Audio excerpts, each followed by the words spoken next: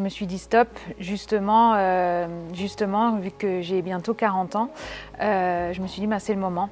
Je peux encore faire quelque chose de ma vie, on va dire, et c'est le moment d'arrêter. J'aurais fait 10 ans. Bonjour, moi je m'appelle Laetitia Benoît, je suis éleveuse de chèvres des fossés à Berrien dans le Finistère depuis juillet 2012. Je suis rendue à 66 chèvres en lait cette année, donc je transforme tout le lait en fromage, en crottin. Ça fait donc quelques années que c'est difficile, mais à chaque fois, un peu comme tout le monde, on dit l'année prochaine ça ira mieux, il y aura un peu plus de lait parce que ceci, parce que cela, j'aurai un peu plus de chèvres, etc. Et finalement, il y a toujours quelque chose et on est toujours à essayer de bidouiller, joindre les deux bouts pour que ça marche. Et en fait, cet été, fin de l'été, là, j'étais épuisée et je me suis rendu compte que j'avais envie de vivre et que finalement, il y aurait toujours à investir, il y aurait toujours à bidouiller encore et que finalement, ça resterait que de la survie. Si je veux pouvoir en vivre, il faut que je double le nombre de chèvres.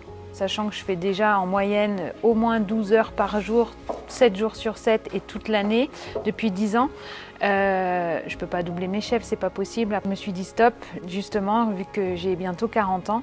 Je me suis dit c'est le moment. Je peux encore faire quelque chose de ma vie, on va dire.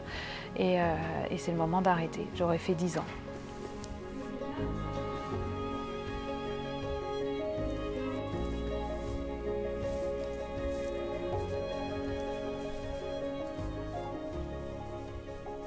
Je constate que c'est pas que moi ou en chèvre ou en transfo, mais que c'est toute la profession qui est touchée. Et du coup, c'est pour ça que j'ai décidé qu'on pouvait pas se taire. Ce qu'on veut dire déjà que notre système agricole, il est obsolète maintenant, qui date depuis des années, qu'il est temps de le revoir, de le changer. Pour l'instant, nous, on essaye d'alerter au maximum les gens parce qu'on se rend compte aussi que la population, elle n'est pas du tout au courant de ce qu'on vit et de ce qu'on fait et de la situation actuelle. Telle agriculture, on est vraiment là pour les agriculteurs. Donc, on a conçu un manifeste et là, la prochaine étape, c'est d'aller faire une lettre aux candidats parce que on se rend bien compte que l'agriculture est absente des débats politiques.